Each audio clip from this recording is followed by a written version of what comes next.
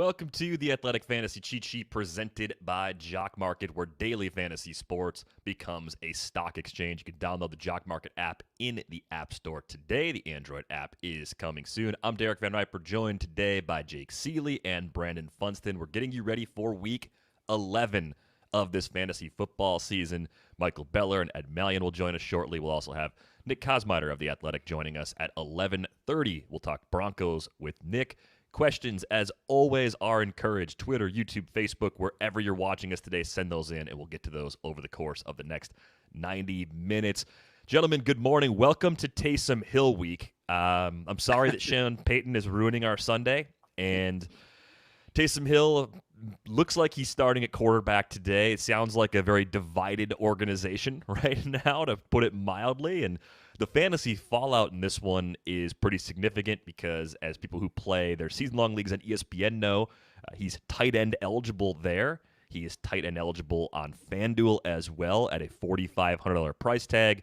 But just thinking about this matchup for a second, this was supposed to be a spot for Jameis to come in and put up ridiculous numbers against a horrible Atlanta defense, Jake. What kind of adjustments do you have to make to the Saints offense as a whole if it is going to be Taysom Hill taking most or all of the snaps at quarterback instead of Jameis Winston? Yeah, well, first of all, I was already sad this week because goodbye, Supernatural, farewell, loved you for 15 years. So that's why I wore the shirt today. So I was already sad this week. My favorite show is gone. Taysom Hill, I keep comparing in the comments, keep telling everybody out there, it's very much like Cam Newton. Like, the upside for him in fantasy himself is the fact he's going to run, the fact that he might even run at the end zone and get a rushing touchdown. But the arm is what we're concerned about. Doesn't have a lot of passing experience in the NFL.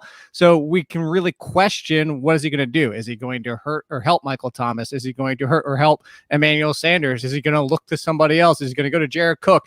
All those questions are out there and adds risk to everybody. I think I tweeted it out earlier this week. I said, I can't see where you're benching Michael Thomas. I know he's had a bad 2 games, but we're all excited to get Winston back and help, quote unquote, Michael Thomas.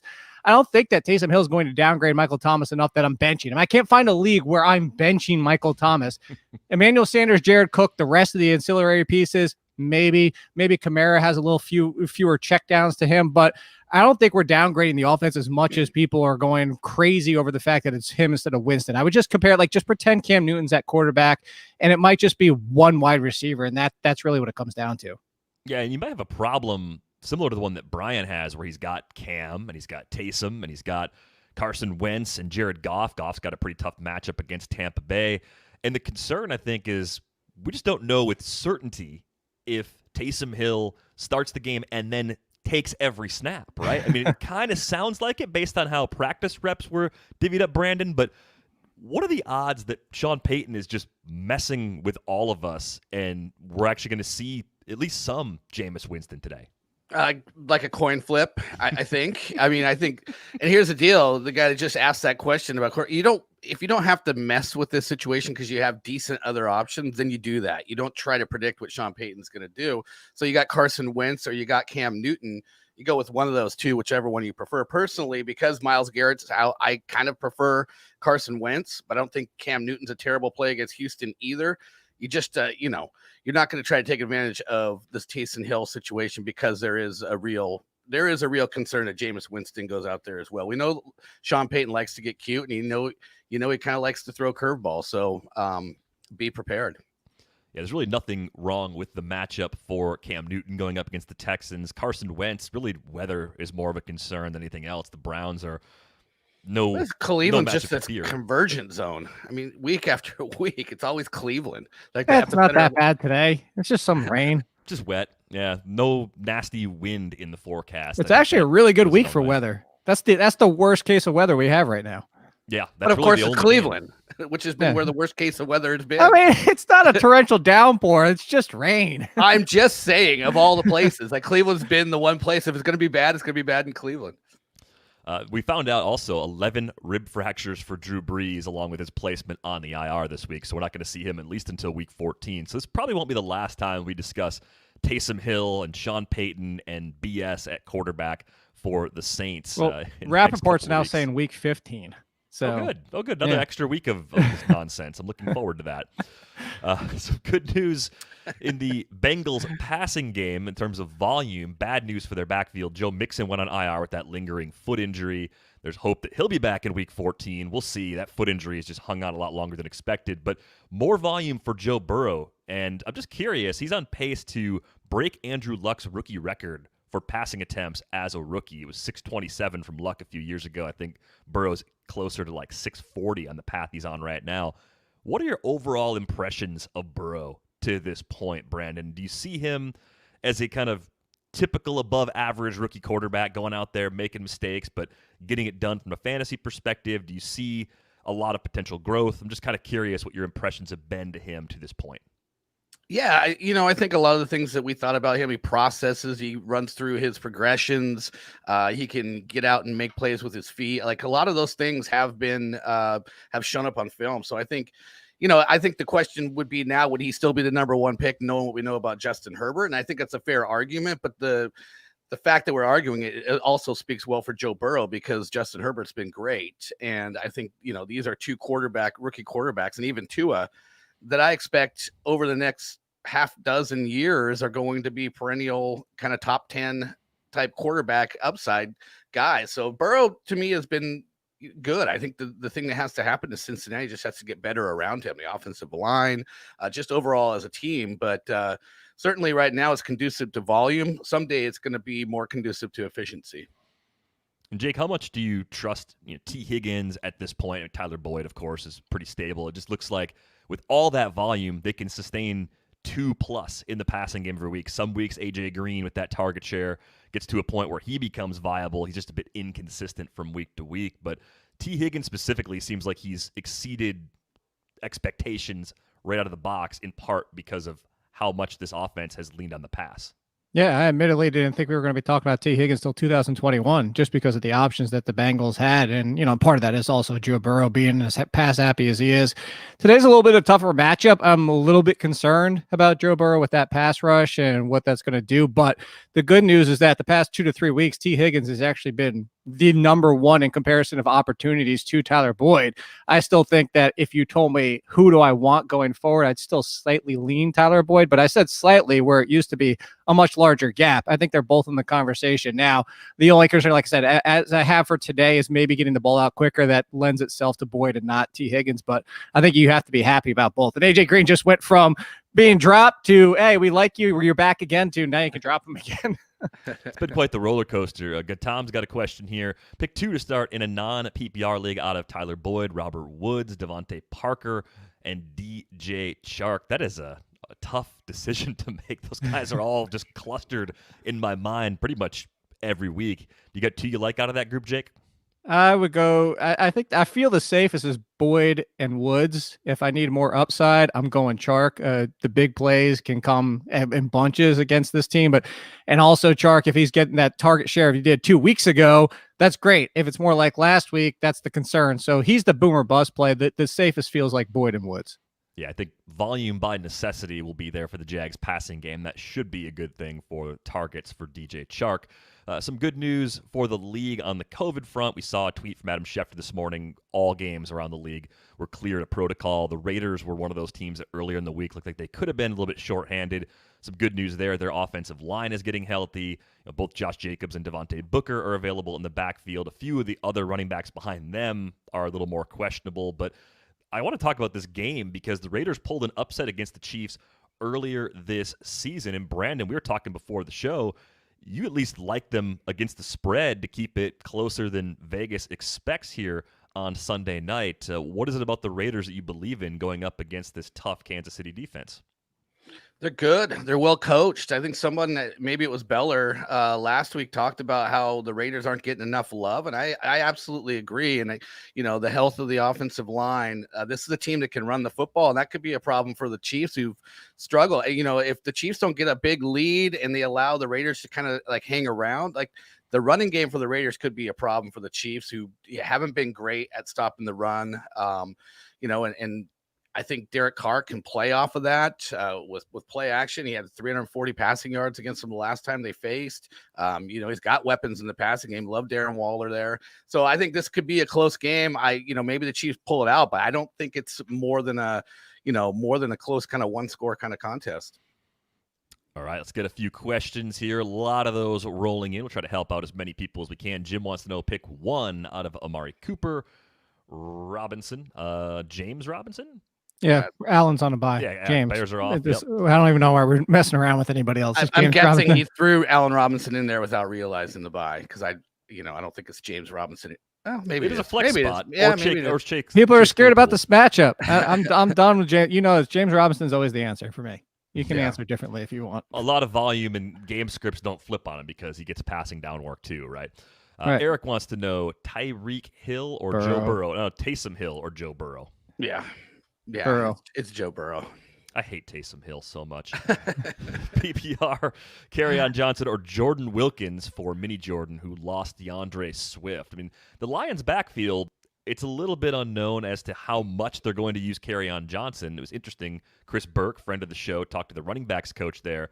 Peterson's going to lead it off, but Kerryon Johnson might take on that DeAndre Swift role. Swift's role has been growing. How do you handle this one, Jake? For this, because it's full point PPR, I would lean Kerryon Johnson. I think Wilkins is just mixing with Jonathan Taylor right now, and Hines seems to be the number one. So I would risk it for Kerryon Johnson because even if he isn't the guy, I don't think the usage will be that much different than Jordan Wilkins. So Jordan Wilkins, if he gets a touchdown, is the only thing that's going to make his valuable day. I think it's Hines. Two really good matchups for these guys. I think Jake's right. You go with the guy that feels like he's part of a 2-man platoon as opposed to the guy part of a 3-man platoon. So I'm with you on Kerryon. Here's one from Sean, full PPR. Pick 2, Will Fuller, DJ Chark, Robert Woods. So does Fuller change anything? We had those other 2 receivers in a question just a few minutes ago. What do you think, Brandon? I'm actually going to go Fuller and Chark and chase the touchdown upside. I don't like Robert Woods as much because of the matchup against Tampa. So for me, it's Fuller and Chark. Yeah. I'm actually sitting Fuller of those because it's full PPR. That's why. And Stephon Gilmore is actually back today. Yeah, it's a nice boost for that New England secondary. Let's talk about the other side of that Lions-Panthers game for a moment. Teddy Bridgewater's a game-time decision against the Lions. A lot kind of rides on the other players we're relying on in this offense. Having Bridgewater out there, you're playing DJ Moore, you're playing Robbie Anderson. I think Mike Davis plays regardless because of his role and because the Lions are bad against the run. But, Jake, how would a potential absence from Bridgewater alter your plans with Moore and Anderson and maybe Curtis Samuel as well, even though he's a little more in that flex range every week? Yeah, I think that you'd be a little bit more concerned. The one thing that is PJ Walker, if that's the option, which I think that's what we would hope for over Will Greer. We're seeing a Will Greer. So if Walker's out there, you're going to get a little bit more of aggressive play from the quarterback. We know Teddy Bridgewater is safe. We know Teddy Bridgewater is the lower yards per attempt, and that's what's really valued Robbie Anderson this year a lot more than DJ Moore because they switched roles from what they used to do. So I say if Walker's out there, I'm not moving anybody down that much. I mean, I'm talking a few spots. I might tick down the entire passing offense from 100, let's say percentage wise, maybe 90% of what it was before, just because of the risk. But I'm not that concerned. And for the Mike Davis people, guess what? The quarterback still knows how to hand off to the running back. So I'm not that concerned overall. Yeah, and I think your backup quarterback can also dump the ball off to the running back too. So the other, I think it's going to be a whole lot of both. Yeah, I think it's a whole lot of Mike Davis. Let's talk about Alan Lazard for a moment, trying to make his way back from the abdomen injury, limited in practice all week. It's a late afternoon kick for the Packers and Colts. Now, Brandon, we know the Packers as a medical staff are a little more conservative. They tend to wait it out, and I kind of wonder, does that give us more confidence in plugging Lazard right back into lineups if we do get that green light later this afternoon? I don't know. I mean, I think the problem is it's a great defense they're going against. MVS has stepped up the last couple of weeks. I could see this just being like, he's back. We feel confident that he's healthy, but he's been out a long time, and maybe he's not going to get a full load, especially with the way MVS has been playing. Like, to me, this just screams, you picked him up. That's good, but now let's go ahead and let him sit on your bench this week and watch and see how he does and see how he looks. But I would not put him out there in my starting lineup this week. Yeah, it just complicates things even further if you're trying to rely on Robert Tonyan to fill a gap at tight end or Marquez Valdez-Scantling as your lottery ticket, just a few more. Who the heck is Taysom Hill? Yeah, Tysom Hill. Yeah, I mean, look, he's gonna just ruin our day. I can already tell. Let's get to the matchups section of our show, and to do that, let's bring on Michael Beller. As mentioned earlier, Saints-Falcons was supposed to be a good one, so we're not going to start there. We're actually going to start with Ben Roethlisberger going up against the Jags. I know it looks like a good James Conner week on paper, but isn't one way the Steelers can boat race the Jags, just tearing them up through the air first? It's a great matchup for Roethlisberger. So I'm curious, Jake, where's your trust level with Ben given this matchup, but given the spread as well? I think the trust level with Ben is pretty high. The more the fact is that the ceiling's not always as high as it used to be. Ben Roethlisberger isn't the yards per attempt that we used to know. He's got 3 great options. James Conner's been basically miserable the past 2 weeks. So if we're seeing this same Steelers that we've seen for the past 2 weeks, Ben Roethlisberger's top 10 quarterback, and you love all 3 wide receivers. With this matchup, you would think they try to get James Conner right, especially if they want him to be right for the playoffs and everything going forward. So I have no problem, even if they do that, starting Ben Roethlisberger. But the one concern you would have is if it gets out of hand quickly, and all of a sudden it's James Conner, Benny Snell the entire second half, and then Ben Roethlisberger only has 200 yards and 2 touchdowns. But that's probably 25% chance. Yeah, you need the Jags to punch back a little bit. A little bit. bit. The Steelers offense going. And Beller, I'm curious, do you think the Jags can do it? I mean, do you see enough there, either James Robinson on the ground or Chark through the air? How do they keep this game interesting? Hey, Porter, how's it going? I think the Jags can keep this one interesting enough. If I was going to lean one way in the betting market, I would be leaning more toward Pittsburgh being able to cover the big spread. But we know that Jacksonville is going to stick to what it does. It's going to be a whole lot of James Robinson, a whole lot of DJ Chark through the air, and they're really not going to get away from that. So I wouldn't be afraid of any of my Jaguars who I'm regularly leaning on. It's really just those 2 guys. And I wouldn't be afraid of anyone on Pittsburgh's side of the game either. I think Jake diagnosed this perfectly. Total high trust level in Ben Roethlisberger. The ceiling might be down a little bit because there is a realistic chance this game gets out of hand. Let's talk about another great matchup at the quarterback position. Alex Smith and the Washington Footballs going up against that soft Bengals defense. Beller, can Alex Smith go for 300 plus again? We're ugling it up on this show, especially with it being Taysom Hill week, but this seems actually possible given how bad that Bengals defense is. Yeah, and how good that offense can be, or at least how high volume that offense can be. The reason why I'm going to take the under here, other than 300 yards still being a pretty nice benchmark for a quarterback to hit, even in this modern age of passing, is that the game script was really great for Alex Smith to rack up a ton of pass attempts in his first 2, real games with Washington. That first game, he took over late second half that Kyle Allen got injured. He threw 32 passes. Last week, he threw 55 passes. Those were games where Washington was chasing first the Giants and then last week the Lions pretty much from the word go in both of those games. I'm not sure that's going to be the case against Cincinnati. One thing that Washington has going for it is a big-time pass rush. We've known that all season about this Washington defense, and we've seen Cincinnati get wrecked by Baltimore, get wrecked by Pittsburgh. What it's those 2 teams able to do? They're able to get after the quarterback. So I think this game's going to be played mostly within a 1-score window, and you're not going to have Washington trying to fight its way back from 17 points down, 20 points down, the way that they were against both the Giants and the Lions. So I will comfortably take the under there on Alex Smith. Still think you can start him, but don't think you're going to get the volume you've got the last 2 weeks. I'm not coming for Beller. I'm coming for everybody. I hate this argument. You just said it. The Giants and the Lions, terrible offensive lines, terrible teams. And those are the teams he did it against. It's the same thing. The Washington defense can get after those quarterbacks, after those teams. And he just went 300 in both of those games. I understand your argument, Beller, because there's a lot of people making it. But we're talking about the Giants and the Lions. You're telling me the Bengals can't put up a fight like those 2 teams did? I think they can. It's a 1.5 point spread. I just don't think that it's going to be a point where they're chasing 3 touchdowns. I still think that's unique to those games. And they weren't chasing 3 touchdowns against the Giants. Rather than predictive. They were chasing 2 touchdowns and a field goal against the Giants. It was 20-3 in that game. And what about the Lions game? Yeah, they were chasing. There was 24-3. And they came back and tied at 24-24. Okay, so the Bengals can't put up here. The Bengals can't put up 30 points today? Of course they can. I just don't think we're going to get to a point where we're talking about this game being in a 3 or 4 score window the way that those 2 games were. I'll take the over.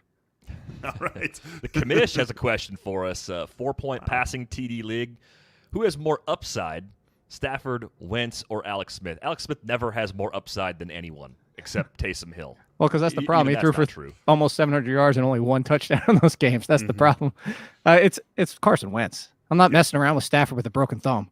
Yeah. We agree on that one. My deal. Luis wants to know AB or Salvin Ahmed, and he'll pay. Ravon, Wow. get it right.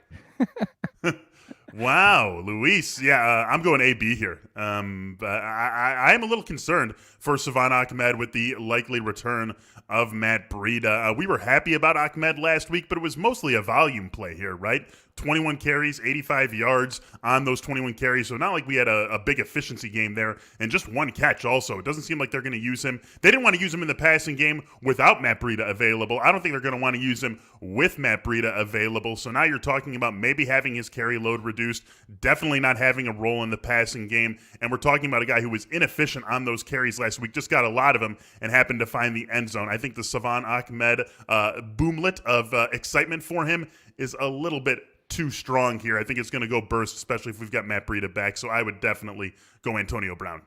Yeah, a little more of a timeshare than you probably like it to be in that Miami backfield at this point. Let's take a look at a few bad matchups for quarterbacks. Bucks and Packers among the teams that have difficult matchups. So you wonder, is there some concern about Rodgers or Brady? I mean, Brady's got the absolute toughest matchup on the slate going up against the Rams.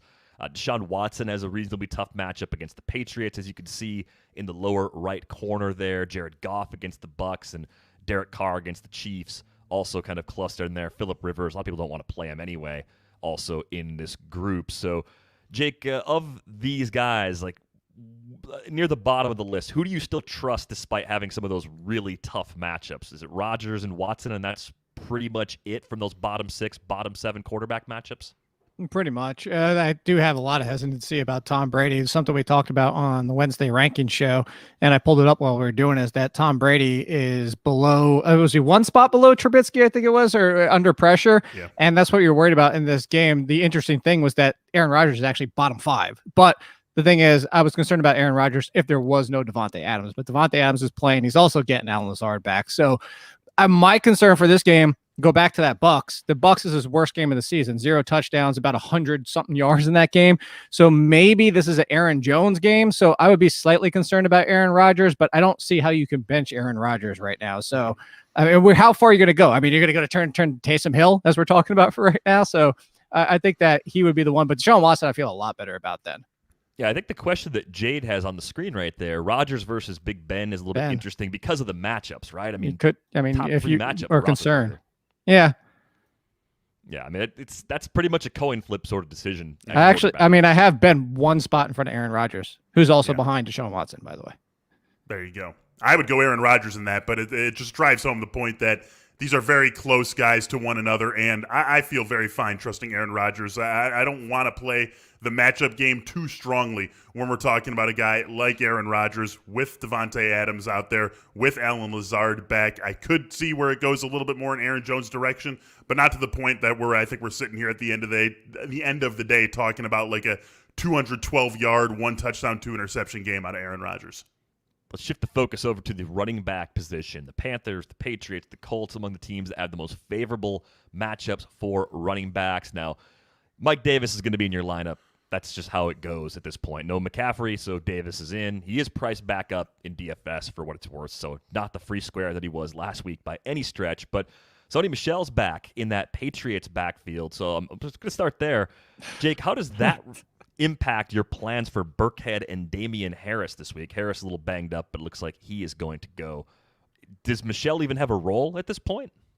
So I'm laughing because, sure, it's Bill Belichick. He might. I don't expect him to. Like, everything we've watched so far would say Michel's backup plan 4 or 5 touches, and Burkhead has now supplanted James White in that role. So Burkhead, I don't think the return of Sony Michel affects Burkhead, but it's Bill Belichick. If Sony Michel got 12 carries today and completely 50-50 split with Damian Harris, would it shock any of us? I don't think so. I still say Harris. I still say Burkhead. I'm not touching White and Michel at this point. But also, the overall strategy is, as it's always been, the reason I have Patriots games in the waivers, I don't want to touch this backfield if I don't have to. So Harris still the guy, but really not a situation that you want to be in if you can help it. We mentioned the Colts having a great matchup today going against the Packers. They just can't stop the run. Nyheim Hines playing very well. In what situations is he startable, Beller? I mean, do you trust him a lot more than the other backs in this backfield? Jonathan Taylor seemingly falling out of favor a bit. Jordan Wilkins, just a thorn in the side of fantasy players for the most part. So what's the trust level with Hines at this point?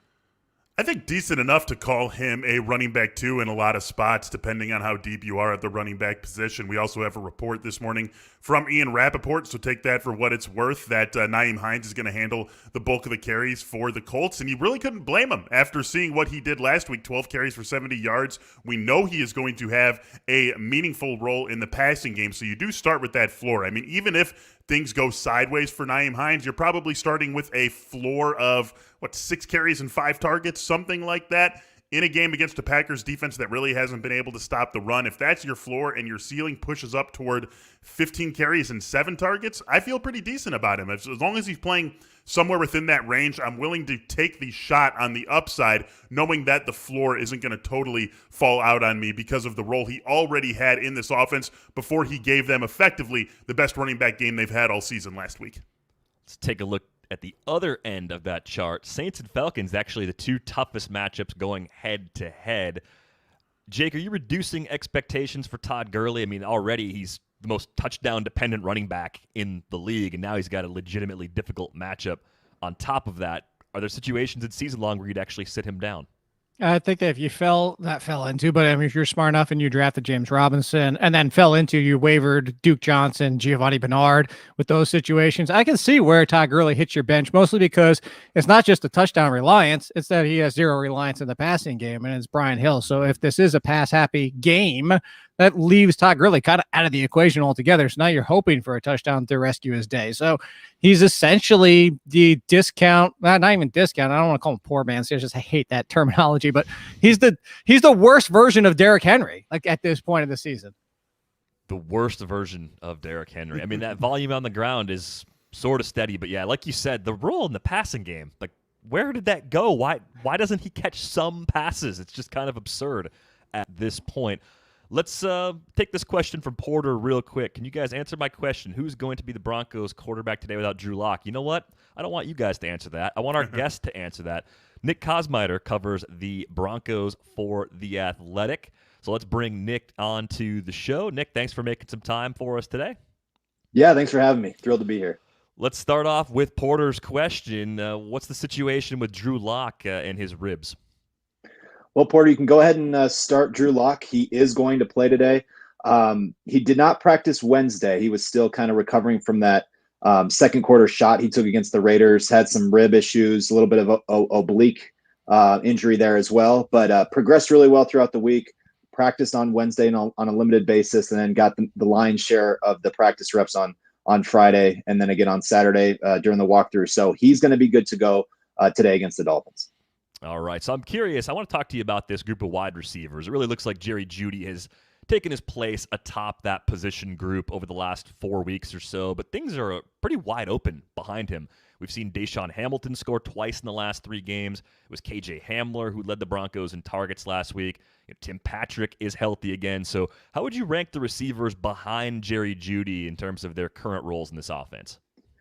Well, certainly before he had a hamstring injury that kind of kept him out for a week or so, I would say Tim Patrick. Certainly through the first quarter of the season, he was their number one target. Had his first 100-yard game against the Jets in week 4. He had caught a touchdown pass and had about 40 yards receiving against the Buccaneers the week prior to that. And so you saw him get back a little bit, I think, to himself against the Raiders before he was ultimately ejected. So I think that he would be the guy. But on the flip side, KJ Hamler, 20, you kind of mentioned it at the top. He's had 20 targets in the last 2 games combined, has 10 catches in that span, 125 yards, had the game-winning touchdown against the Chargers. They over these last 7 games, the Broncos are really going to, I think, do what they can to get these young guys as involved as possible. So plenty of Jerry Jeudy, plenty of KJ Hamler, so long as he stays healthy. He's had some issues with the hamstring. But I would say KJ Hamler is going to be the guy to look to say, hey, they're really going to try to see what this offense can do with him. he's good for maybe a jet sweep every other game that can net you about 15 to 20 yards. So I would look for him to kind of continue to be involved and see his usage go up a little bit. Broncos also have a nice playmaker at tight end, of course, Noah Fant. He hasn't scored since week 2, but you got Locke kind of banged up. Fant himself has been banged up. Is Noah Fant actually quarterback proof, though, in his role? Like, if something happens to Drew Lock, do you still see Fant getting a decent share of the targets in this offense? I do. He is quarterback proof so long as he stays healthy. You mentioned he's kind of been banged up throughout the year, still putting up productive numbers, but he's missed a game. He's been limited in a couple of others. So he's been dealing with that ankle injury. But I would say between the 20s, this guy is going to continue to get targets, to get catches, to get yards every Sunday. You mentioned the end zone. It was really interesting when Broncos began playing Albert Okwuegbunam, their rookie tight end, in week 6 against the Patriots. He became Drew Lock's favorite red zone target. The two had obviously gone back to their playing days at the University of Missouri, and he sort of became that guy that Lock was really looking to when they got near the goal line. So without Okwuegbunam, who's out with a season-ending injury, an ACL tear, Fant should continue to get targets. There's really no other tight end down there, but we haven't, as you mentioned, haven't seen it since week 2.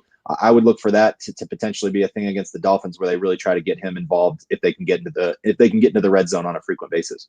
I think that's the very first time Okwuegbunam has been pronounced correctly on the show, so we appreciate that. Just a general question about the offense as a whole. You mentioned wanting to get some of the younger players more involved down the stretch. Does it seem to you like Pat Shurmur's offense is finally gelling? Is it a volume-based sort of increase overall for the offense, or is it actually, efficiency and concept sort of clicking in here in the second half of the season? Well, you look at not the Raiders game, in which they only scored 12 points, largely because Drew Lock threw 4 interceptions and they could never find any sort of rhythm. But if you look back to the 2 games prior, the win against the Chargers at home and then the near comeback against Atlanta on the road, part of the offensive numbers they were starting to be able to put up there was because they were chasing these big deficits. I don't know that the offense has overall been any more effective. They've had real issues stringing anything together. Particularly, I think problematic has been the running game. They paid $9 million to bring Melvin Gordon in to have sort of this two-headed monster, they thought, with he and Phillip Lindsay, and it just hasn't materialized that way. The rare times that one of them has had a big game, such as Lindsay's big game in New England in week 6, that was Melvin Gordon wasn't there that day. He had a strep throat that kept him out.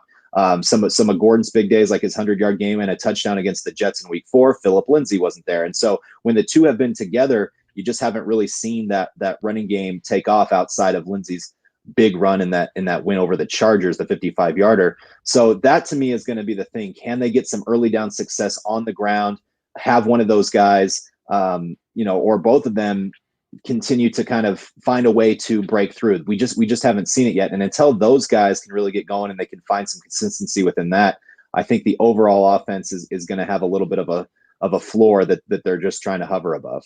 Yeah, in that backfield, too, I've been a little surprised to see the disparity in workload the last few weeks favoring Gordon. I thought that'd be a little more of an even split, and it's kind of gone the other direction in recent weeks. Should fantasy players still worry about the DUI that Melvin Gordon had earlier this season? Is there still any chance of discipline from the team or from the league that would cause him to miss some time? I think it's still possible. It probably wouldn't happen until week 15. So it obviously could be an issue playoff wise, but it's really unclear right now whether the NFL would institute that punishment. Have kind of talked to some people around there who say it's still sort of up in the air, and which is not a great, as an owner, not a great thing to have to depend on, especially as you go into the playoffs. So we'll certainly keep updated as we hear more, but right now I'd say it's a little bit of an uncertainty. Now, one sort of defensive question about this week's matchup with the Broncos going up against Tua Tagovailoa. Any idea how the Broncos are going to try and make things difficult for the rookie in that matchup? Yeah, it's a great question. Obviously, they want to be able to create some pressure. Tua has thrown 5 touchdowns, 0 interceptions. Had the 1 fumble against the Rams as he dropped back to pass for the first time and got stripped by Aaron Donald. I think that's the key. But Vic Fangio said, look, we have to make him play full fields. right? He's had short fields in a lot of these starts that he's had since he became the starter for the Dolphins. Thanks to special teams that's had big returns, a defense that has created turnovers. So, his whole thing is like, let's play a clean game. Let's make Tua play the whole field so that we can get into some good pass rushing situations. The Broncos the last 2 weeks, Malik Reed and Bradley Chubb, two guys who had really kind of had it rolling for a while up through like week 7. They have been shut out the last 2 weeks, both of them. And the pass rushing overall for the Dolphins has really lacked. I think what you might see the Broncos do is get back to some of the high pressure that they were doing in wins over the Jets and Patriots. They were adding a lot of blitz packages there. We haven't seen it as much the last few weeks. It wouldn't surprise me if Fangio kind of got back to that. Sent Josie Jewell, Alexander Johnson, Justin Simmons a little bit more on some blitzes to try to confuse Tua a little bit. I wouldn't be surprised to see that today. Definitely among the late window games that I'm pretty excited to see just from a matchup perspective. I think Tua is on his way to becoming must-see TV on a week-to-week basis. Nick, thanks again for making some time for us this morning. My pleasure. It was great to join you. That's Nick Kosmider. He covers the Broncos for The Athletic. Get all of his written coverage along with all of our fantasy football content for just $1 a week at theathletic.com/cheat sheet. We see the inactives scrolling by on the bottom of the screen. We'll continue to put those up there as that information becomes available. Let's bring everybody back for our favorite segment of the week. It is our Whiteboard segment. And of course, in honor of Taysom Hill week, it is going to be a Taysom Hill question that we kick things off with. I want to know, where will Tysom Hill finish this week among tight ends in fantasy points? Again, we're talking about a guy who's 4,500 on FanDuel, basically a free square there. A quarterback tight end eligibility on ESPN for season-long purposes as well. So I got 2 2s and an easy one from Jake. Jake, you mentioned before the floor for a guy playing quarterback is like 15 points, which at tight end would be amazing just to have that locked in. And there's obviously room for more if Taysom Hill somehow plays well or rushes for multiple touchdowns. Yeah, well, that's the thing, is he's going to run. I think if we said, here, where would Cam Newton finish his tight end this week? Number 1. Like, I understand what Kelsey is, but Kelsey doesn't have all 20-point games. So I'm saying number 1. I don't see how you even go anywhere else. I think he'll be the number 1 unless Sean, the only situation here where he doesn't, Sean Payton's lying to us and Winston's out there half the game.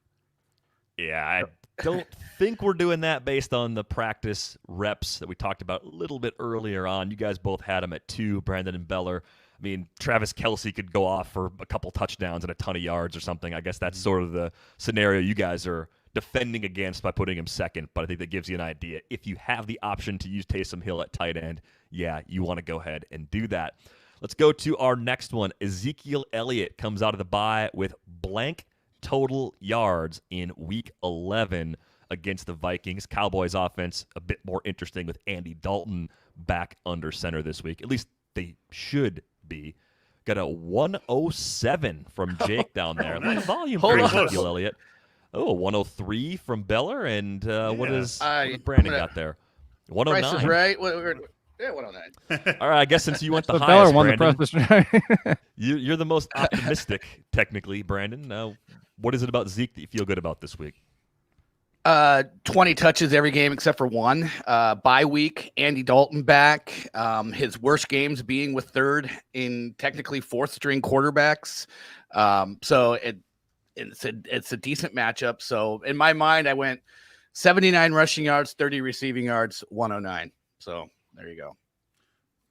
Easy enough. I think this offense, I mean, this game could shoot out. It's actually possible now. Like, it's at least on the table. It was not on the table the last few weeks with Andy Dalton on the shelf. All right, next question for you. I'll eat leftovers for blank days after Thanksgiving before I worry about the freshness in the back of my mind.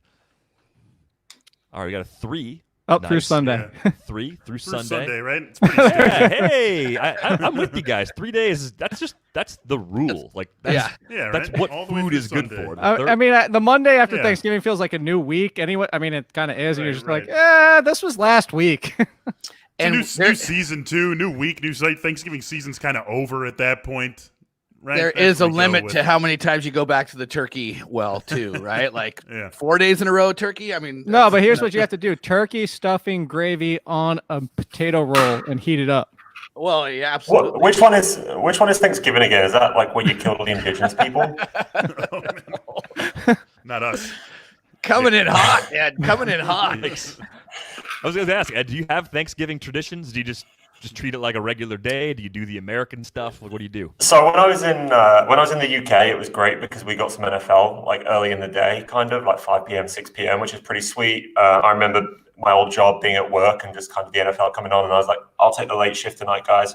Just sat there watching NFL all day. Now that I'm here, it's just another excuse for gluttony, but I guess that's half of living in America these days. Yeah. That is really all of it at this point. Next one for you guys, a two-parter. First, I want to know which Eagles pass catchers, multiple, plural, are you comfortable starting this week against the Browns? And second, will Alshon Jeffrey have a fantasy-relevant role at any point the rest of the way this season? It's interesting to note there is no player prop for Alshon Jeffrey yardage. He's that far down in the pecking order right now in the Eagles offense. All right, I got a Boston Scott response there. Okay, Jake's got a whole bunch there. And a hell nah on the response for Jeffrey. 3 from, got a Jeffrey down there. Okay, and Beller still scribbling some names down. All right, so pretty consistently, you guys all got all 3 of the same pass catchers and then a no on Alshon Jeffrey. At this point, I think it's the volume around him, right? There's just so many other capable younger options that the Eagles can lean more heavily on those guys.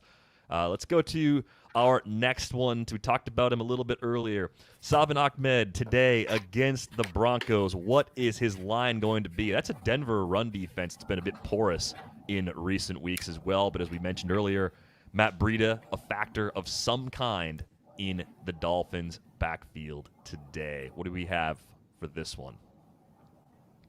You can fill up the time while we're writing. Yeah, how much are you guys writing down for this line? This is okay. We got a 16 for 77 and 1. So Brandon's taken away the passing down work. 15 for 43, 13 for 44, and 0 Ed's got passing. a 12 carries, 2 catches, 83 total yards, and a What? touchdown. Is that what we're saying here? Bullish. Yeah. All right, so you're the high man on Ahmed. Just not really worried about Breida. I really like the Dolphins today as well, to be honest. I really like the Dolphins. I like the way that Tua's looking. Last week I said for the rest of the season, I think he's one of the quarterbacks that is most undervalued. I just like the way that this team's heading. Ahmed looked better than Breida. They haven't really looked to lean on Breida at all, kind of whenever I've been watching the Dolphins. And this is more like a random number plucked out, but I think that he's the main guy. He's going to get a couple of catches and decent amount of carries today. And I do think that Tua is going to lead Dolphins to a comfortable victory. I think the line is a bit short there. And by the way, I mean, let's just give it up for Brian Flores, who's the most fantasy-friendly head coach in the league. And when he's committed to a guy, he's fully committed to a guy. So bring in Jordan Howard, bring in Matt Breida. Who cares? I want to make Myles Gaskin my guy, And then Gaskin goes out. Let's bring in Myles Gaskin's old teammate at the University of Washington, Salvon Ahmed, and completely commit to him. I don't know why we would think it's going to be any different. He's got his guy. He's committed to him. I expect to continue. He also made Herbert cut his hair out of embarrassment. He just seems to have a little bit more juice than Matt Breida. I know Matt Breida came into the league with some incredible kind of athleticism scores, but a couple of years More really takes a juice. toll on these running He's backs. the fastest man in football. Come on. Was the fastest man in football. Let's watch it. Yeah, that doesn't stick forever. Let's talk about this situation with the Ravens. They have a great matchup for their wide receivers going up against the Titans. So Marquise Brown is in a good spot. Production hasn't been there. Targets haven't been there. Lamar Jackson hasn't played well. We've talked a lot about that. Marquise Brown has to have blank fantasy points to remain on my fantasy team past this week. Wow, that's a harsh reality that he might actually be a late season drop. We got a 20+ from Jake. What? Get out of here. Hashtag supernatural. Not cutting him. Who cares? And 11. All right, let's go 20+. So Jake, you're at your wit's end with Marquise Brown at this point? He's already cuttable. He's been cuttable for weeks because if you take away the name and you look at the production of the season, he has 3 double-digit scores. He hasn't even hit 20 points this year. This team just gave up 100 yards to a rookie, Michael Pittman, in the second game back. So if Marquise Brown can't hit 20 against them and he only hits 11, then this isn't a game where you feel good about Marquise Brown because you're not even putting him in your lineup at this point. So that you have to get him back off waivers onto my team. All right. I want to see you cut him after a 19.5 point game today. He's already been cut. He's not even on my team. Well, okay. So if he does go off, are you actually throwing a little bit of fab of what's left at him? Like, are you even somebody else's going problem? forward? Somebody else picked him up. This is the Amari Cooper before Dak Prescott. You deal with it. You deal with the DJ Moore. Every single week you get 3 points or 17. Yeah, it's feast or famine at this point. Although, as you said, Lamar Jackson, great matchups in the fantasy playoffs. So that is let true. me just chime in here and say you're never Brown. gonna start Marquise Brown. You're not gonna feel good about starting Marquise Brown. We all agree there. We all know that for a fact. But what if 2 of your receivers get injured? What if that happens down the road? You really want to be going to like KJ Hamler? You need guys on your bench as backups. It's Who not would you that rather I have? didn't drop him for a 0 spot on my bench. It's I not know like that's like, what I'm saying. I He's think got I have some nobody else on upside. my He has bench. some sort of upside. KJ Yeah. Hamler would give me pause. Absolutely. I have Jacoby Myers on my bench, who I'd rather have at this point. All I'm saying is you're not cutting. There is something Yes, you here are. where you can be fine turning to him should a bunch of dudes on your Nope. team get injured. Nope. Plan Not if for you the listen to worst. my Marquise waivers Brown is all year fine. long. The correct answer is actually that he should belong in my stars to trade away section on Brit's picks this week because there are so many players in this league who've got the big names but not the scores to match, and Marquise Brown is a terrible example of one for this year. Yeah, he's Terribly good. Yeah. just not going to bring a whole lot in via trade at this point. I think everyone's kind of soured on him enough where you're getting 30 cents on the dollar compared to what you paid on draft day, if that. Next one here, staying in the AFC North. Which Steelers receiver will lead the team in fantasy points this week against the Jags? Of course, Deontay Johnson, Juju Smith-Schuster, Chase Claypool occasionally flashes with the big game. Jake's always going to pick Deontay Johnson, as long as he's healthy, right? Deontay Johnson every time. Is it going to be a sweep, Brandon? Oh, Brandon wants the mic for a minute. All right, why Chase Claypool? Golden Domer. I think that the touchdown upside, I just, you know what? I have all these guys ranked in my top 16 this week at the wide receiver position. So it's not that I think that this is a slam dunk Chase Claypool. But if they're, as we saw last week, if they're getting even sort of targets and usage, then I want Claypool because I feel like he's got the highest upside of this group to score a touchdown. Although I think it's, as I always say, 2 of these 3 guys probably go off, and one of them maybe has a mediocre kind of day. I just don't know who it is from week to week. So you got to rank them all high. I wish Roethlisberger were still really good, because if he were, then all 3 of those guys would be great every single week or nearly every week. But I think you're right. They're going to be frustrated more often than not with one from that trio. For the rest of the season, more fantasy value, Michael Pittman Jr. or CD Lamb, which, I mean, if we'd asked this question like 6 weeks ago, it would have been an absolute laugher. All right, we got Lamb for this week, but Pittman going thereafter. All right, that's pretty interesting. Some nuance. I like that. We got a CD Lamb from Brandon. We got a Lamb from Ed. Wow, I thought I was going to be unique here. And we got a Lamb Apparently from I am. Beller, who's sad I'm the that only he's one not going to taking get the Pittman. mic on this one. So, all right, Jake, you had the most complex answer. Elaborate. Well, according to the Sports Info Solutions, at league high 12 touchdowns to slot wide receivers, which is why I really like Lamb this week. But I'm taking the number 1 on a team versus potentially the number 2, who might fight sometimes with the number 3 with Andy Dalton. Pittman, terrible matchup because he's got Alexander this week, but I'll take Pittman going forward because he's the number 1. And if there's not very many more matchups where he's going to face somebody like Alexander going forward. So it's the same argument I have a lot of times with Beller and with Funston every single week on the shows is I'll take the number 1 over the number 2 and potentially the number 3 every single time when at the wide receiver position. Here's the problem with the Colts. They haven't had a number 1 anything all year long. Who's their number 1 tight end? Mo Alley Cox, Trey Burton, Jack Doyle. We're not talking about the tight who's ends. their number 1 run? No, but look at the wide receiver production from week to week. It's never like Pittman's been gone since week 3. Yeah, but And his T.Y. Hilton second shows up. game Zach back Pascal went bananas. I think if you're going to lead on thinking that Phillip Rivers is suddenly like this late in the season going to just, have tunnel vision for Michael Pittman. I think you missed out on what's been going on in Indianapolis all year long. No, I haven't missed out. I think you've missed out on the fact that he hasn't had a number one and now does. Well, and then the second question is the number one for Phillip Rivers at wide receiver that big of a deal in a world where they can run the football, where their defense is one of the best in the league, and they're just not going to let Phillip Rivers cook, Phillip Rivers before last week was top 15 in 4 straight weeks. I'm watching Phillip Rivers. I'm just not moved. I'm still you on my couch. You cannot be moved, but the numbers don't matter what you watch. I think the thing about Pittman that's pretty interesting, though, is that he can handle similar functions to Keenan Allen with respect to Rivers, right? He can run short intermediate routes. Rivers can hit him on those routes, and he's good enough after the catch to add something on top of that. I think he is their true but you're number one. All those things you're saying, we're gonna have to compare that to CeeDee Lamb, and CeeDee Lamb can do all that. I mean, he's every bit the player that Michael Pittman is. So he's also in a position where he's on a team that's going to throw more than Indy does. So, and genuinely, whose arm would you prefer? Would you prefer Dalton's arm or Rivers' arm at this point? I think it's a toss-up, honestly.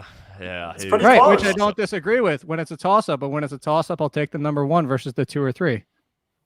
It's really close. Who's the number one in Baltimore? I mean, I think you got to take environment into the We're situation. not talking about Baltimore. We are, though, because we're kind of talking about environment makes a difference. You can be the number one in Baltimore. What does that mean? That's worse than the number 3 in Pittsburgh. So it's just not. We're not talking about apples to apples. It's apples to apples is this team versus the Cowboys.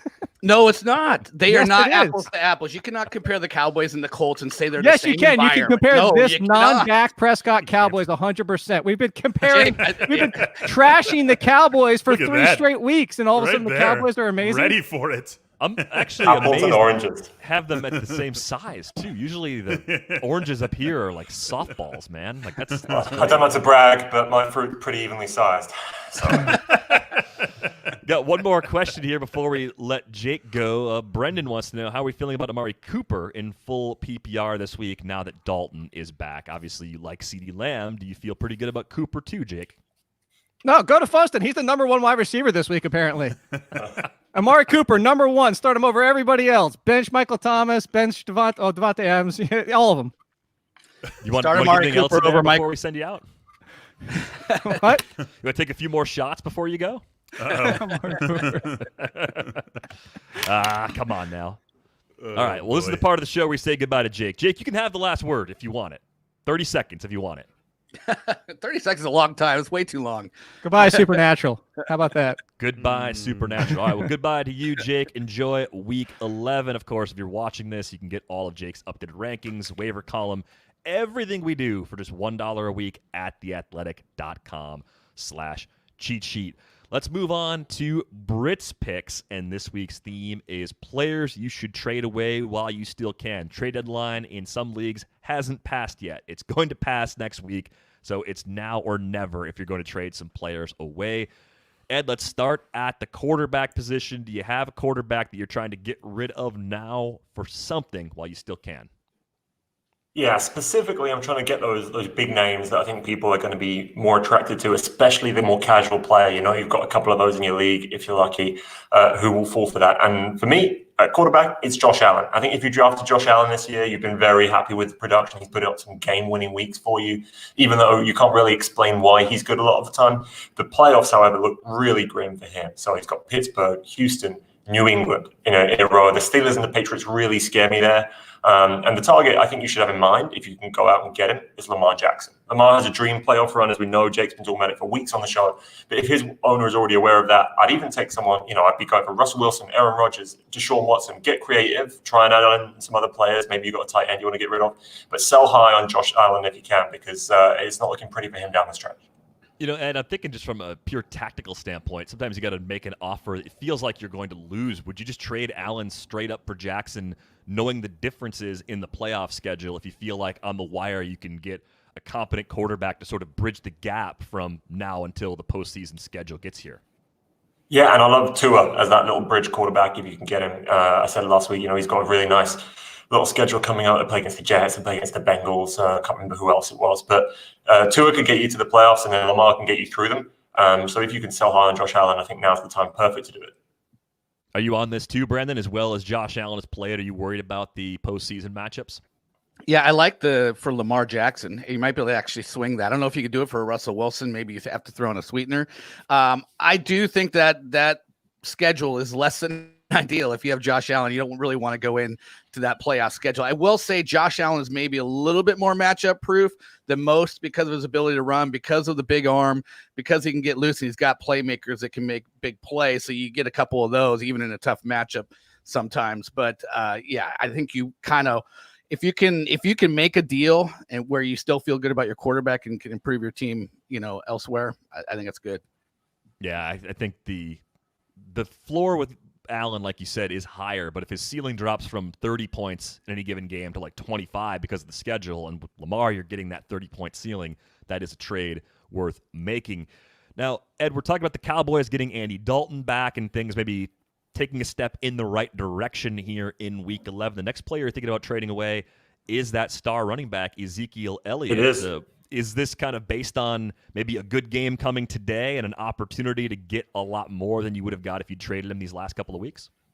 Well, yeah, I mean, I drafted him third overall. Obviously, he was great for the start of the season, but, Andy Dalton's return should elevate this offense closer to competency, but not really potency. I think it's going to be stacked boxes for Zeke and teams making Andy Dalton throw it and try and beat them. And while he's got a history of making hay against those stacked boxes, I think you can trade his name value and get someone who can help you a lot more over the next couple of weeks. Obviously, like, if you could flip him straight for Chris Carson or Josh Jacobs, Aaron Jones, either Cleveland running back, I think I'd probably do that straight away. But if you have to throw in a backup receiver to get one of those guys, I'd still make it happen. There's plenty of receivers out there I like on the waiver wire every week. So a little upgrade there, knowing that Zeke's got some tough stuff to come.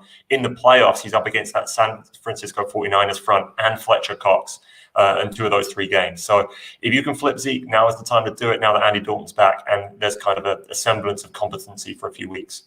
You got a question here from Adam. Circling back to Lamar Jackson for a moment, would you trade Josh Jacobs to get Lamar Jackson, especially if you had need at quarterback and were loaded at running back? Is that too much for Jackson at this point? Too much for me. I want to know about Brandon.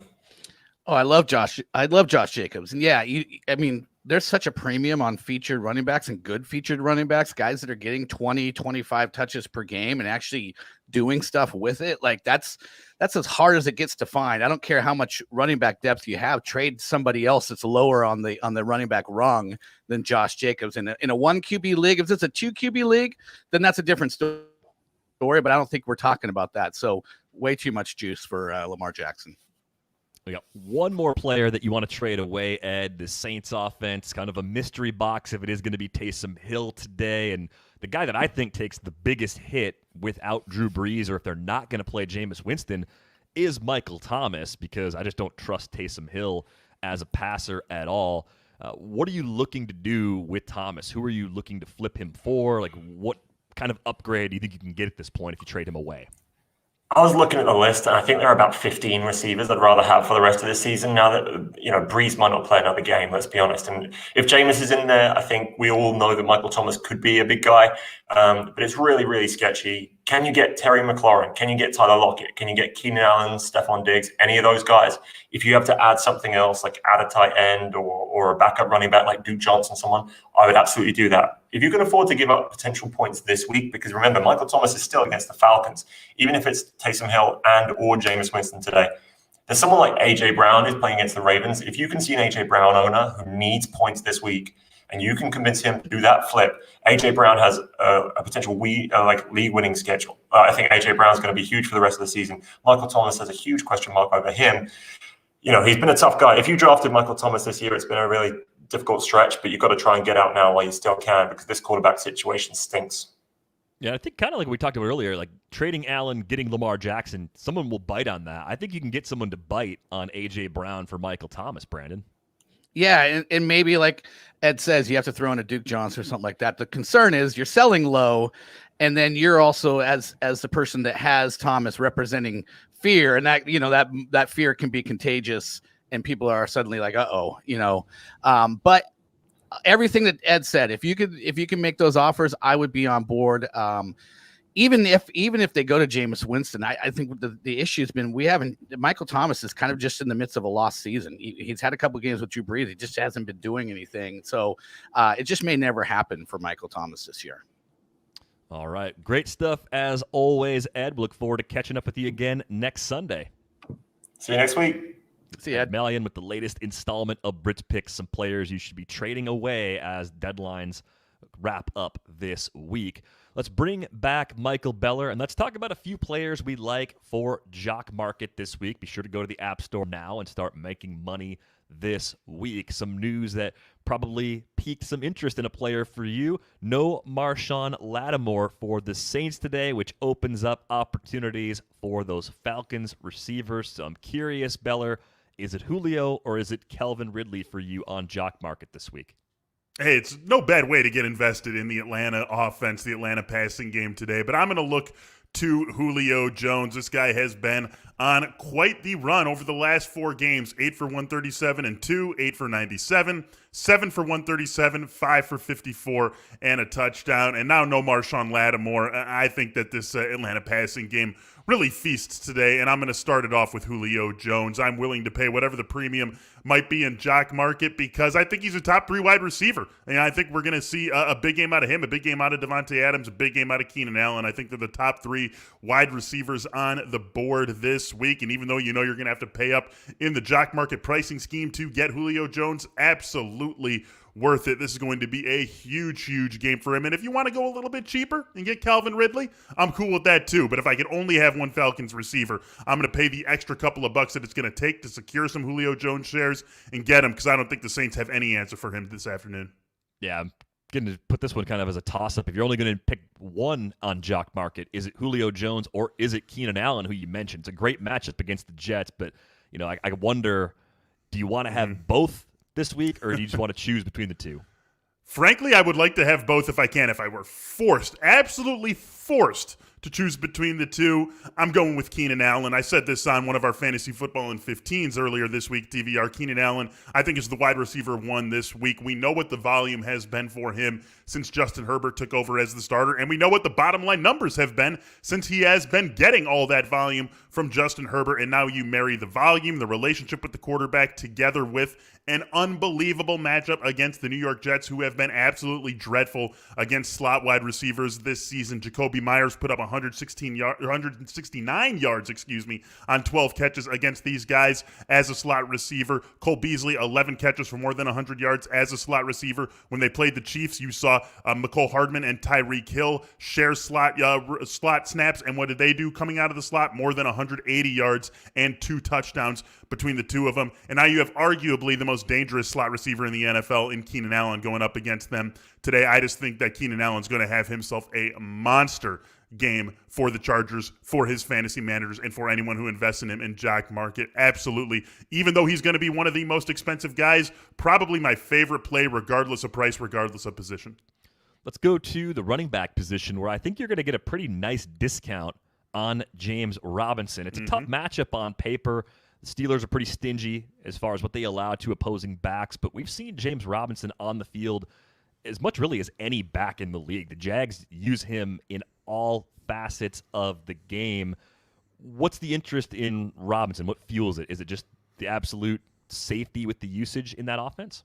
Absolutely. That's what it is, Derek. It is the fact that he's going to handle essentially 100% of the running back touches, so it doesn't matter how this game goes. Jags keep it close. Great. Jags get blown up by 3 touchdowns. Whatever. Probably not as good as them keeping it close, but he's still going to get a huge opportunity load in this game. The minimum opportunities he's had, minimum carries plus targets in a game, was back in Week 6 against the Lions, a game that the Jaguars lost by 18 points, and he still got 12 carries and 4 targets, turned into just 53 yards, but also got in the end zone. There's just so much opportunity for James Robinson in this offense. It hasn't changed since Gardner Minshew has been out with his thumb injury and Jake Luton has taken over as the starting quarterback. And more often than not, you are getting in excess of 20 opportunities for James Robinson in this offense. Last 3 weeks, 22 carries, 25 carries, 23 carries, 6 targets, 2 targets, 5 targets. I mean, you could very easily get 25-plus opportunities out of James Robinson,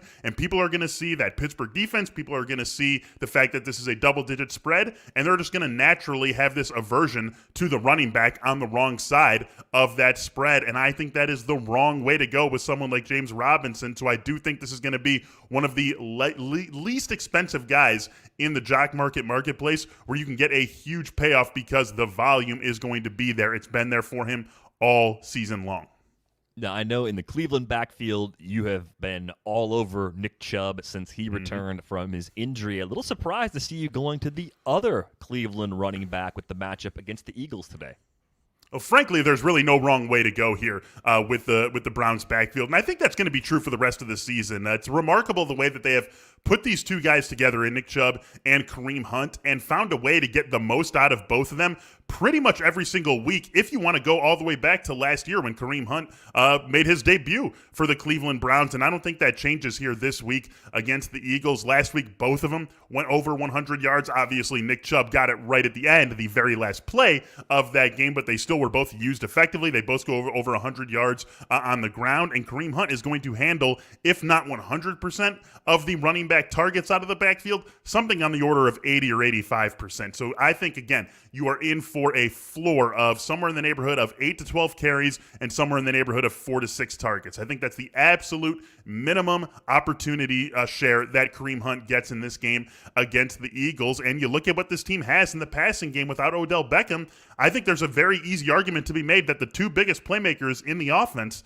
are Nick Chubb and Kareem Hunt. So you find ways to get the ball in both of these guys' hands. Love both Browns receivers. The reason why I go for Browns running backs, the reason why I go for Kareem Hunt over Nick Chubb on Jock Market is because he's going to be a little bit cheaper. And that's really the big difference here. I like both of them a lot, but I'll take that cheaper shot on Kareem Hunt thinking that he's still going to have just as large a role as he did a week ago. All right, how about a quarterback for this week? Maybe a slightly overlooked or slightly underpriced QB with the potential to yield a nice return. Yeah, we like to diversify things here a little bit, give you some high-priced guys who are still worth it, give you some underpriced guys. Since we started high-priced at wide receiver, I wanted to find someone who I thought was underpriced at the quarterback position.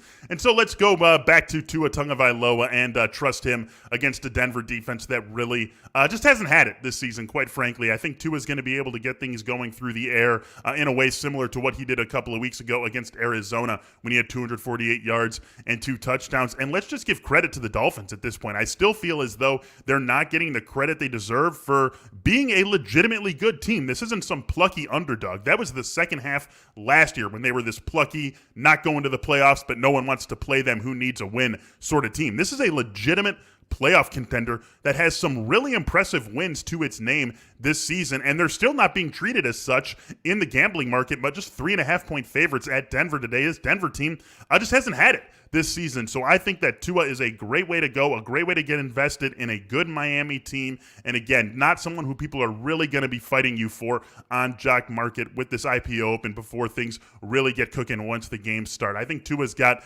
top 15, top 12 upside at the quarterback position today. All right, there you have it. 5 strong buys from Michael Beller. If you're going to take the plunge and play Jock Market this week, be sure to take control of your fantasy sports experience and download Jock Market now in the App Store. The Android app is coming soon. Let's bring back Brandon Funston. Some news that unfolded in the last little while. Teddy Bridgewater, after a series of confusing reports, has officially been declared inactive today for the Panthers. I know this is something that we thought was possible, of course, given Bridgewater's history with a devastating knee injury earlier in his career. This injury is to his other knee, but the Panthers playing it safe. Now, I'm curious, with P.J. Walker starting, as you can see on the bottom of your screen, how much, Brandon, are you downgrading the rest of the Panthers' offense? I think Jake said 90% a little earlier. We were speculating about this. DJ Moore, Robbie Anderson, and Curtis Samuel, are they all still in your lineups at this point, or are you starting to scale back your expectations? Yeah, I think I'm a little bit more concerned with the straight-up receivers, Robbie Anderson and DJ Moore. I'm going to lean to the guy probably in Robbie Anderson, who's been closer to the line of scrimmage, average depth of target guy. And again, that was flipped. We didn't expect that, but that's the way it's been. I don't know that the changing of the quarterback is going to change the roles that the receivers have been playing, but I feel really good about Mike Davis. And this is a matchup that may be the best on paper for a running back in all ways. And Mike Davis, with his versatility, you could see him getting 8 catches, something like that, but also getting a bunch of run as well. And I think this is a game where you're going to see a lot of Curtis Samuel, and because of his versatility, playing around with him in ways, close to the line of scrimmage, easy kind of throws for PJ Walker. So I'm not also hugely downgrading the receivers. I think PJ Walker has got some familiarity with Matt Rule at Temple. Can go out there and be serviceable. So it's definitely limiting their ceiling, but I don't think it crushes their fantasy value. I think that just jumps off the page to me looking at the APA numbers. Carolina has the best matchup on the board this week. Detroit is horrendous at stopping the run. So you could rely pretty heavily on Mike Davis if you're in that game plan together, and it could be maybe a 25-touch week for Davis, and it wouldn't surprise me at all. Let's get to a few questions here as we make our way through the last 20 minutes or so of the show. Irvin wants to know, are you guys going to help us? Yeah, we're doing that right now. Full Here we PPR, Todd Gurley or Duke Johnson? What do you think here, Bella? Yeah, I'm going to lean toward Gurley. It's not necessarily a full-throated endorsement of Todd Gurley, but we've talked about it again and again and again, really this entire season. They're using him a lot in the run game, and even though he doesn't get a ton of work in the passing game, he does have a very high floor week in and week out because of how many carries he gets and because he is the guy for this run game when they get in goal-to-go situations. And I still think, even at this point of his career, when he's clearly not L.A. Rams a couple of years ago, Todd Gurley, I just think he's a flat-out better player than Duke Johnson, and I don't think volume can carry Duke Johnson to a big game. We just saw that a week ago. I'll trust Todd Gurley. I'll trust this Atlanta offense to be able to get going against New Orleans. He would be my play. All right, we got another question with Duke Johnson in it from Cameron. What do you think about this one, Brandon? Gio Bernard versus Duke Johnson. Yeah, I'm going to go with Gio Bernard because I agree with Beller. I don't think Duke Johnson is that great. I think a lot of people have been talking about him being a feature guy over the years, and he's been slighted. I don't think there's any slight to that whatsoever. I think he's been in the role that he belongs in, and he's ill-suited for a featured role. I think Gio is too, to an extent, but he's had some decent games, and I like him better as a runner than I like Duke Johnson. So for that reason, I'm going to go with Gio. All right, let's get to our next question here. Try to help a few more people out. Nihal wants to know, in a half PPR league, pick 2 out of Chark, Jefferson, Kupp, Jade McKissick, and the note there is Antonio Gibson is already in that lineup, which I think would be enough for me to stay away from McKissick if I wasn't going to already. I like those receivers better than McKissick anyway, so I'm curious, Beller, which way do you go there? Yeah, I'm definitely playing Justin Jefferson. He's the guy who goes right into the lineup for me. This is a question of Cooper Kupp versus DJ Chark, and I am going to go ever so slightly in Cooper Kupp's direction. Kupp's got the floor.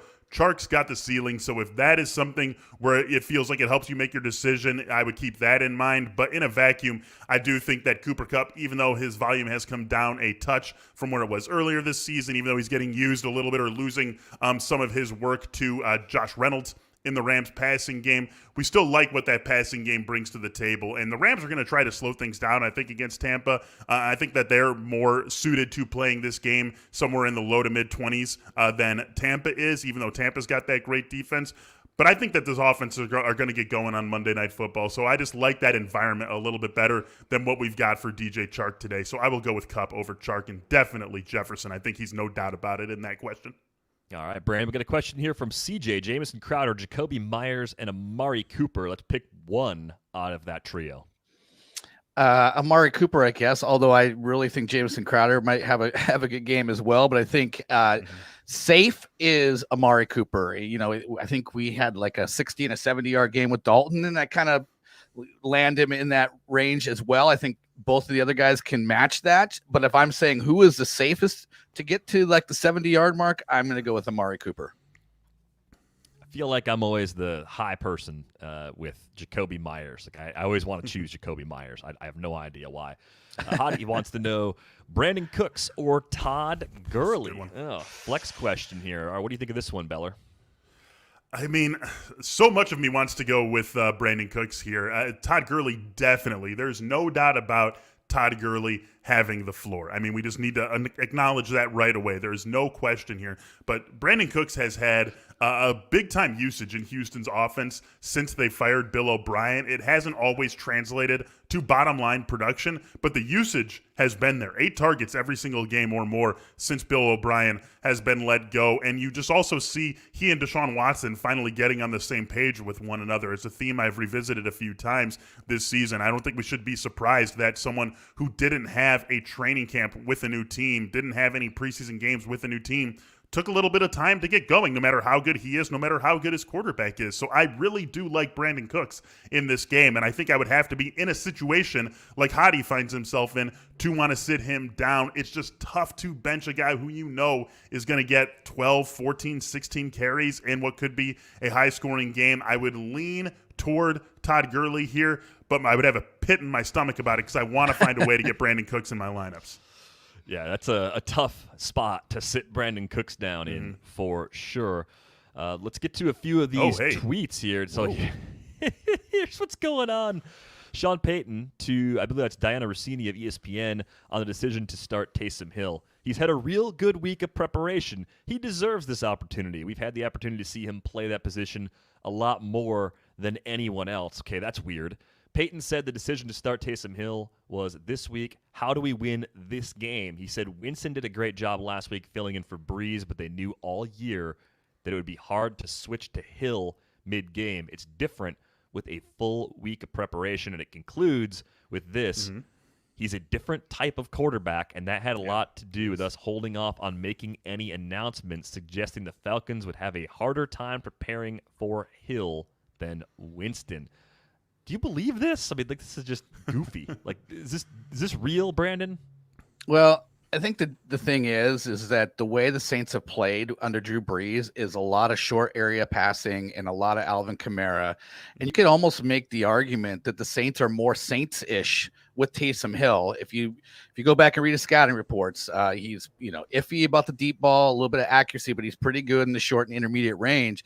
And they can kind of run all the passing stuff they've been doing. There's not a lot of average depth of target guys on this team. There's not a big vertical stretch guy.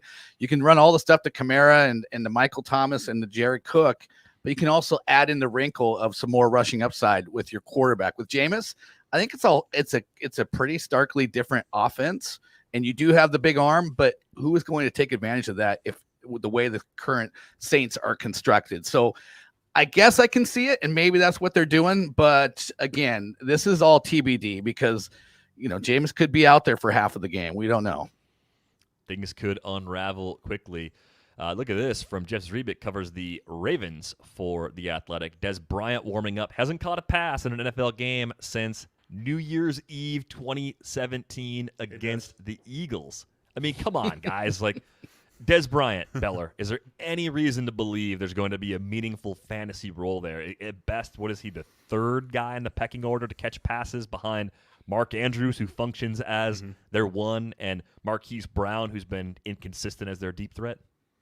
The biggest concern for me with Des Bryant is just the time off. We know how hard it is to come back and play real NFL football after as much time off as even we saw from Marshawn Lynch, even what we saw from Rob Gronkowski. And we're talking about triple that amount of time for Des Bryant. That's the concern for me. I think he can be a useful real-life player. I think that the Ravens would be wise to get to him some games when he doesn't have a large role, just under his belt, get him out there running routes, taking on press coverage, things like that. Just get him comfortable, because I think he can be a real-life player given where this passing game has been for them in crucial games in December, into the playoffs, assuming that they get there. From a fantasy perspective, it's just hard to imagine there being enough volume for him. He will almost certainly be a touchdown or bust sort of player. I think you could see some value in that on the end of your bench in deeper leagues, sort of the same argument I was making with Marquise Brown. I don't think you would hate turning to him if suddenly two of your starters get injured, but I think it has to be that sort of situation before you would really consider playing him in a fantasy league. absolute desperation. Last tweet from Aditi Kinkualba. Very abbreviated pregame work in Cleveland as the rain continues to pick up. Related, I wouldn't be upset if someone sent me an arc. I think we had a shot of her in the rain like a week or two ago, too. I think she's Cleveland-based, so sorry that you got bad weather there all the time because it's just miserable conditions there rain-wise. But are you guys steering away from anybody in those passing attacks based on the weather report so far? The key there for me, there's no significant wind in the forecast, and that's usually what drives my decision to get away from a game from a passing game perspective.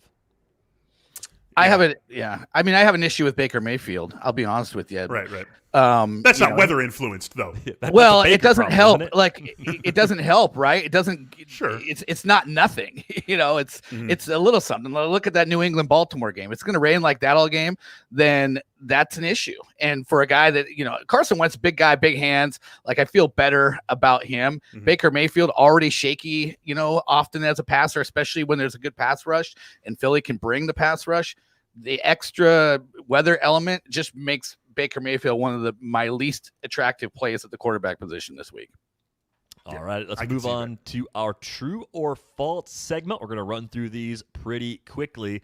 We talked about them a little bit earlier in the Jock Market segment. Marshawn Lattimore out for the Saints today. Brandon, true or false, Julio Jones will have his best game of the season here in Week 11. Well, I do 3 one-and-done leagues where you can pick a player one time at each position, and Julio Jones is on all 3 of them. So this is the week that I'm choosing Julio Jones. So I think he has a very good shot to have his best game of the season so far. Man, he got up over 30 points back in Week 6 on DraftKings, at least, against Minnesota. 8 for 137 and 2, so it'd be one of those monster Julio days if he can top that, but certainly a good spot.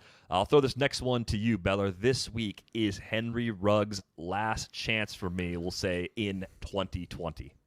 No, it's not. And again, it comes back to what I've already said about a few guys here. Like, we need to be realistic about what these guys are. I'm already not starting Henry Ruggs, right? I'm not playing him. So this is not a situation where you need to suddenly start or not start Henry Ruggs. There's still an upside here. It's still a pretty good, pretty effective Las Vegas offense. Derek Carr having the best season of his career. You need guys on your bench. You don't know what's happening today. You don't know what's happening next week. You need guys on your bench. Henry Ruggs is still someone who has some fantasy utility, who you don't want to start when you're full strength, but you don't know that you're going to be full strength next week or 3 weeks from now. So I would not be cutting Henry Ruggs basically no matter what he does today, because there is a ceiling here that could be attractive if you find yourself in not so great a position at the wide receiver spot a couple of weeks down the road.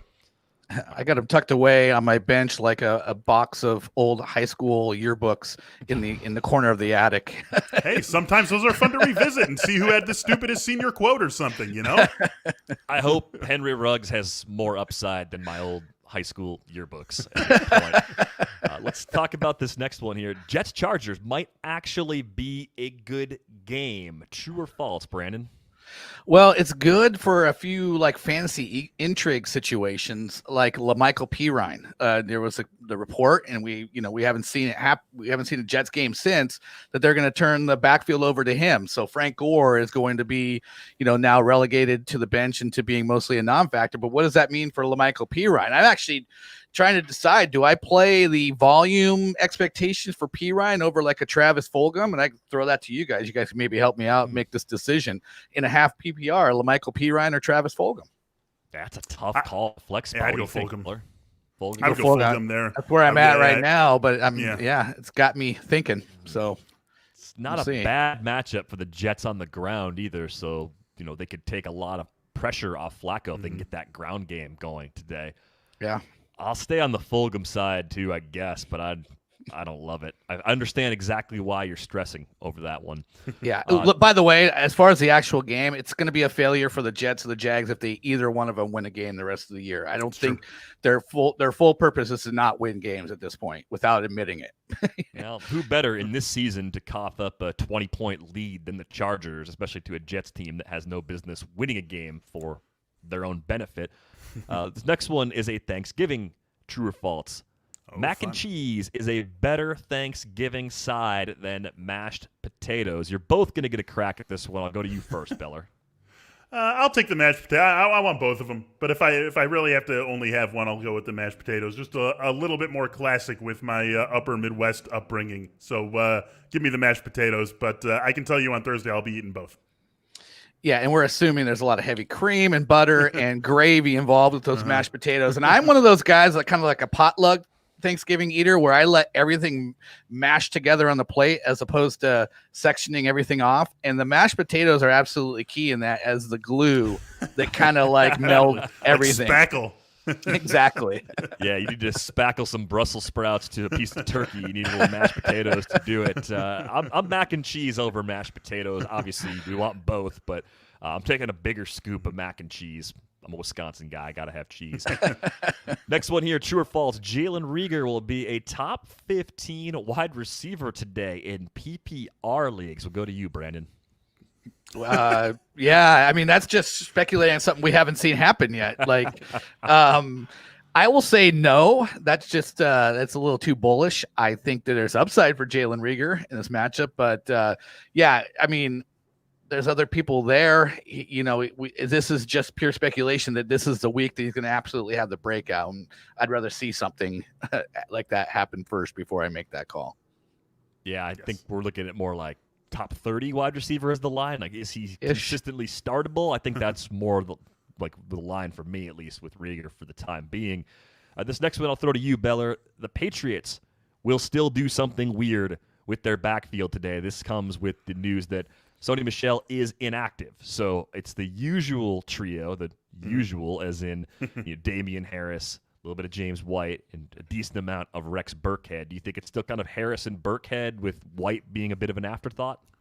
Yeah, I think it's a comfortable false now that Sony Michel was the surprise inactive. I'll go one step further, though, and I'll say that even if Michel were active today or even if he is active next week, that it would still remain false. We know that Bill Belichick has always want to play some games with us, but he also will stick with something when he finds what works. And this Damian Harris-Rex Burkhead pairing, it's worked. I mean, we have to be honest about the way that they've played. Frankly, this has been the best the Patriots have looked really all season has been in these last couple of weeks, and it's been with Damian Harris shouldering 15, 18, 20 carries, depending on how the game's flowing, and Rex Burkhead getting 6 or 7 carries plus 4 or 5 targets. And so I think that we should bet on that being status quo for the Patriots for the remainder of the season.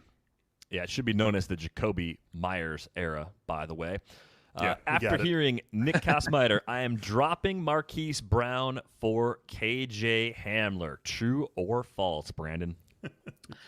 Yeah, that's tough. If it's a standard league, I'd probably stick Marquise Brown in the big play upside. It's been few and far between, but I don't think you can ignore 10 targets each of the last 2 weeks for Hamler. You heard what Nick said about how they're going to probably at this point, with things having gone south, really try to mine what kind of production they can get from their young guys. And I think KJ Hamler probably owns that slot role as long as he can stay healthy, maybe mix in a jet sweep or two a game. I think as far as just helping you on a week in and week out basis, maybe Hamler is the better play in any kind of PPR juice league.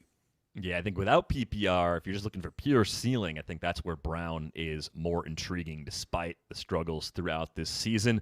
One more food one for you. There is no better pie than apple pie. We'll go to you first, Beller.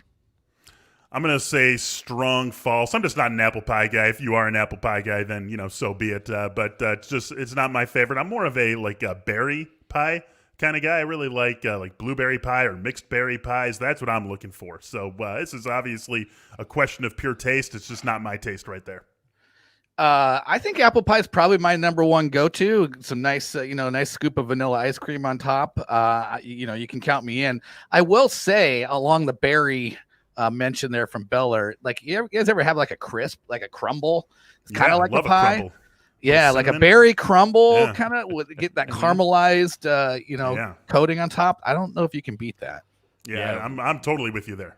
We got a place near here that does something called a pie in a bag, which just I think makes it golden brown and amazing. And they do different combinations. It's amazing. You can get the berry pies, you can get apple with caramel, all sorts of good stuff. Really anything but pumpkin, because everything is better than pumpkin pie. Every single pie on the table is better than pumpkin pie. No disagreement with the three of us there. Let's get to survivor picks for Week 11. If you're still alive in your pool, Brandon, where are you going? I mean, obviously the Steelers as a double-digit favorite kind of stand out a bit. Yeah, and I probably would have used them already, if I'm being honest. But getting back to what I said about the Jets and the Jaguars needing to not win any games, that's going to lead me back to the Chargers, who, if I was playing in Survivor, I probably haven't used the Chargers yet. So I would go with the Chargers. Yeah, going against the Jets, never really a bad idea. Going against the Chargers, you may need a little help this afternoon in the form of some alcoholic beverages to make it through that. But what do you think, Beller? Yeah, I'll just throw out again. I like to try to assume that if you have Pittsburgh available, you know to use Pittsburgh. Right? If you have maybe Kansas City or Minnesota, you can see what that is for yourself. So if you need something a little bit off the board here, I really like the Browns today, guys. I think that they can control this game with their rushing attack. I don't think that the weather concerns are going to be too much to slow down that run game. And the Browns are similar to what I talked about with the Raiders last week. Like, I don't think the Browns are going to win the Super Bowl, but let's give them some credit for what they've done to this point of the season, and especially what they've done when they have both Nick Chubb and Kareem Hunt out there. I mean, I think this is an offense that knows what it wants to do offensively, that knows what its passing game limitations are, knows what its run game strengths are, and they're going to be able to play to that in this game, weather permitting or weather, really notwithstanding. So I think that this is a good spot to deploy the Cleveland Browns if you're still alive and looking for a little bit more of a reach in your survivor pools here today.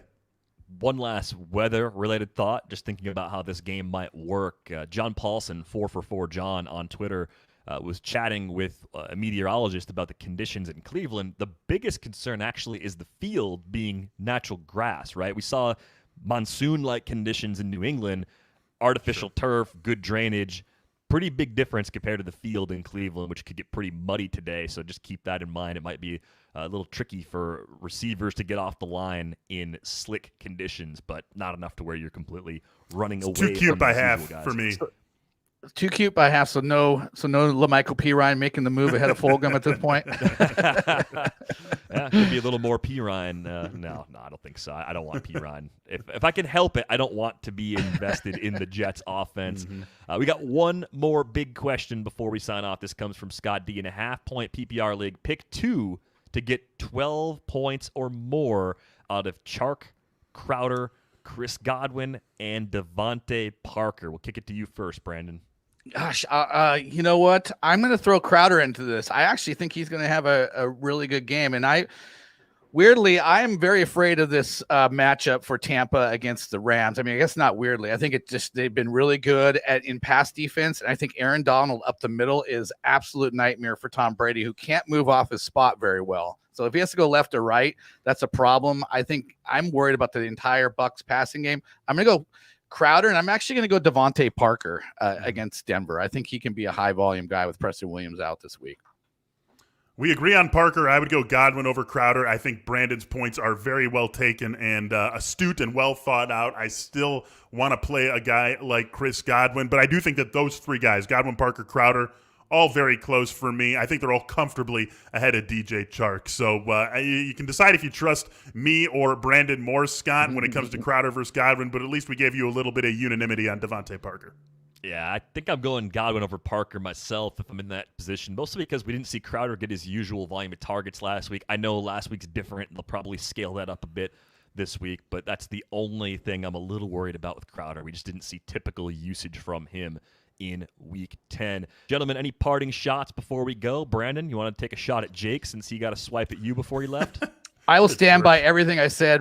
If you missed it, go ahead and go back and look at it. But I am not, feeling bad about anything I said as far as points in that little discussion that we had. Yeah, Jake was misconstruing Brandon's argument to try to steer it to winnable ground. I was just an observer, but I am 100% backing up Brandon, and I can promise you that we're going to bring that back in some form on the Athletic Fantasy Football podcast on Monday, because I don't want to be out here, casting aspersions on Jake with him not being able to defend himself. But I didn't like the sort of intellectual dishonesty in the way he was framing Brandon's argument. So we're going to have to talk about that 24 hours from now. Well, get the beep sound effects ready for the Monday installment of the pod. Gentlemen, enjoy Week 11.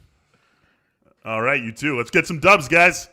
Get some dubs. That is going to wrap things up for our Week 11 episode of the Athletic Fantasy Cheat Sheet presented by Jock Market. Take control of your fantasy sports experience and download Jock Market now in the App Store. The Android app is coming soon. Be sure to get all of our written fantasy football content, including Jake's rankings, for just $1 a week at theathletic.com/cheat sheet. For Jake Ciely, Brandon Funston, Michael Beller, Ed Malyon, Nick Kosmider, and our guy behind the scenes, Nando DeFino, I'm Derek VanRiper. Thanks for watching. Good luck in Week 11.